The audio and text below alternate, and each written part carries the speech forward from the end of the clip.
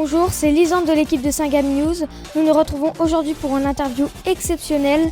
Un personnage incontournable, aimé par les professeurs et par ses collègues, mais souvent redouté par les élèves. Je parle bien de Monsieur Divet. Allez, c'est parti, suivez-moi, on retrouve Maël.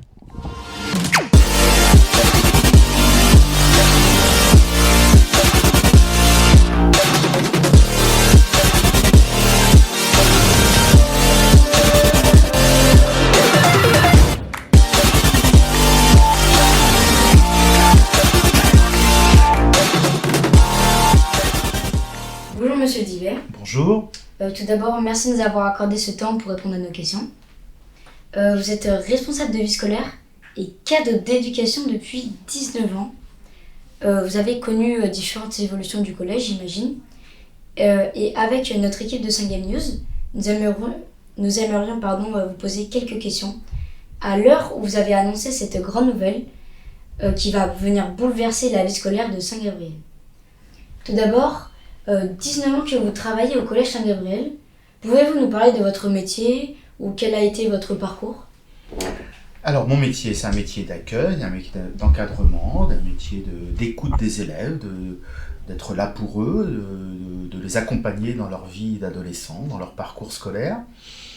Et puis mon parcours, eh bien, j'ai commencé par alors j'ai fait des études en information et communication, et tout en étant personnel de vie scolaire dans un collège et lycée à l'Assomption à Rennes.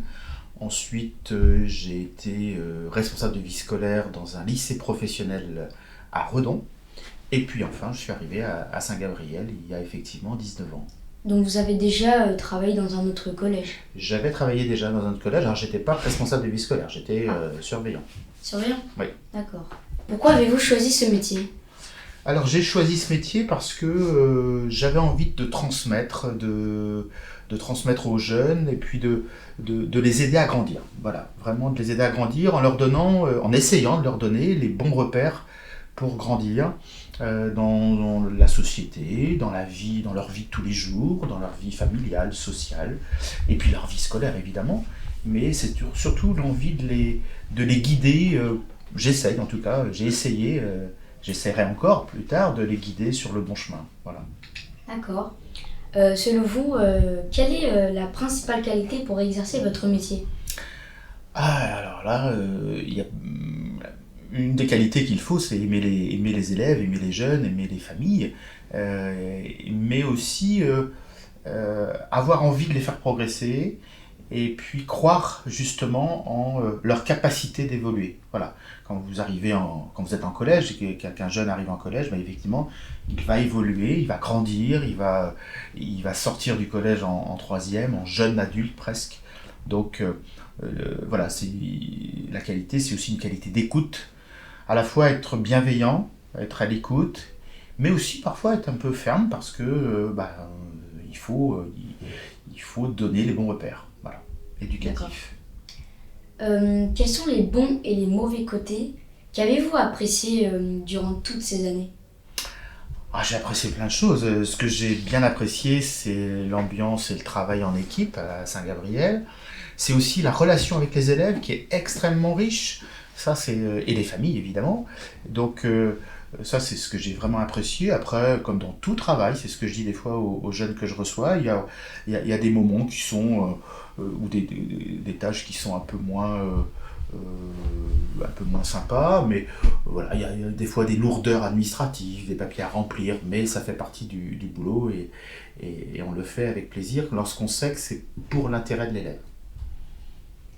Un slogan, je cite, pour t'accompagner et te faire grandir. Est-ce un engagement ?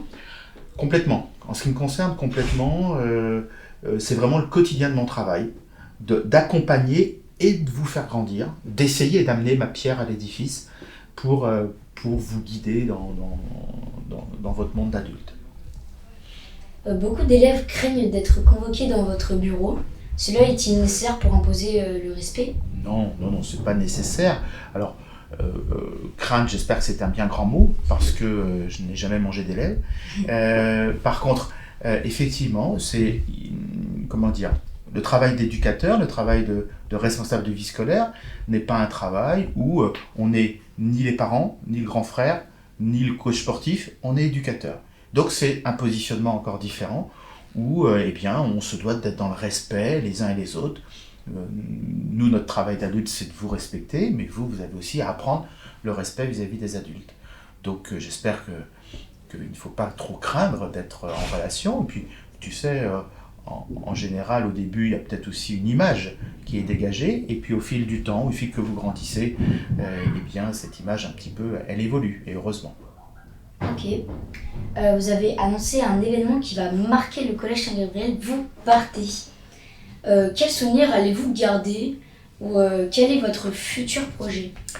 Alors effectivement, j'ai fait le choix, j'ai souhaité quitter le collège Saint-Gabriel après 19 ans ici. Donc mon futur projet, je vais être responsable de vie scolaire dans un lycée professionnel agricole à Dol de Bretagne, le lycée Les Vergers. Voilà, à partir de septembre prochain. Voilà en ce qui concerne mon projet. Et qu'est-ce que je vais garder comme souvenir? Que des bons souvenirs. D'être dans la rencontre de ces milliers d'élèves, oui, parce que j'ai pas fait les comptes, mais en 19 ans, il y en a eu beaucoup à passer et que j'ai vu grandir. À la fois la rencontre, c'est le mot qui est le plus important, rencontrer les élèves individuellement, en groupe, mais aussi rencontre avec l'ensemble des équipes de vie scolaire, parce qu'il y a eu pas mal de personnes de vie scolaire à passer aussi dans l'équipe de vie scolaire pendant 19 ans, et puis rencontre avec tous les adultes qui composent la communauté éducative du collège, que ce soit les enseignants, les personnels de service, mais aussi bien sûr les familles, les parents d'élèves, pour être dans l'échange voilà, pour vous faire grandir.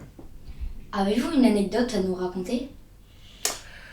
Oh, il y en aurait beaucoup, c'est difficile de choisir une anecdote. Qu'est-ce que je peux dire? Une anecdote drôle, c'est ça? Oui, une Ouais, anecdote on va essayer d'être drôle. Alors, qu'est-ce que je peux faire? Oui, un jour, ça nous est arrivé une fois, où il y a un élève qui arrive à l'infirmerie, on prévient sa famille.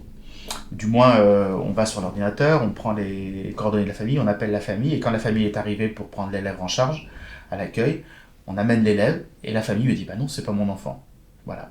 On s'était tout simplement trompé avec l'ordinateur, c'était un Arthur, et on avait appelé la famille d'un autre Arthur qui avait presque le même nom. Ah oui, donc voilà. Mais bon, ça embarrassant. s'est bien terminé, on en a rigolé après avec l'autre famille, et puis on a fini par appeler la bonne famille, effectivement. Heureusement. Avez-vous d'autres missions au collège ou ailleurs? Alors ailleurs, effectivement, j'ai d'autres missions. J'ai une mission à la direction diocésaine de l'enseignement catholique, une mission d'animation pour tous les personnels de vie scolaire et les responsables de vie scolaire au niveau de l'Ille-et-Vilaine. Et puis je participe quelquefois à la formation des professeurs d'histoire géo sur la gestion de groupe, la posture d'autorité.